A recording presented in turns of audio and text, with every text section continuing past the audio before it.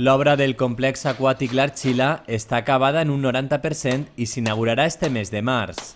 El regidor d'Esports, Sebastià Tamarit, ha assegurat que el ritme de les obres és l'esperat i que això permetrà que en uns mesos les instal·lacions entren en funcionament. Anem a intentar acabar-la i inaugurar-la a finals del mes de març.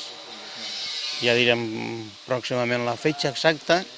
Després tindrà que estar uns quantes dies acabant el que és desinfectant-la i ficant-la tota operativa.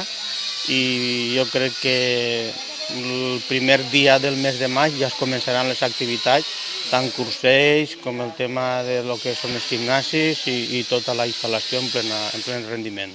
El regidor d'Esports i l'alcaldessa de la Pobla han visitat esta setmana les obres per conèixer de primera mà com avancen els treballs de construcció del complex aquàtic. Les dues piscines cobertes, la de natació i la d'activitats aquàtiques, i també el jacuzzi que formen part de la zona d'aigües, estan pràcticament acabades.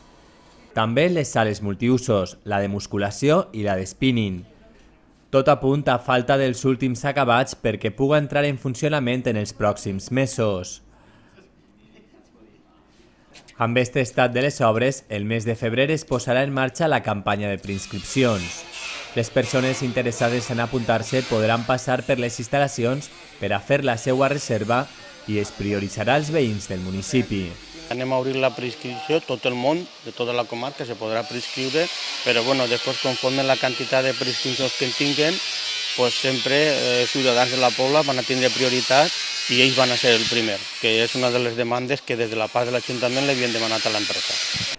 El complex aquàtic L'Arxila inaugurava la primera fase de les instal·lacions el mes de juny amb la zona d'estiu. Ara es completarà tot l'equipament que tindrà, a més de la zona d'aigües i les sales de musculació per a diferents activitats, 4 pistes de pàdel que s'estan fent al sostre de l'edifici. Ara ja es veu el que és la instal·lació, que fins ara la veiem sempre en el vídeo, la veiem en el que era el projecte, però ara veus la grandiositat i veus la qualitat d'aquesta instal·lació que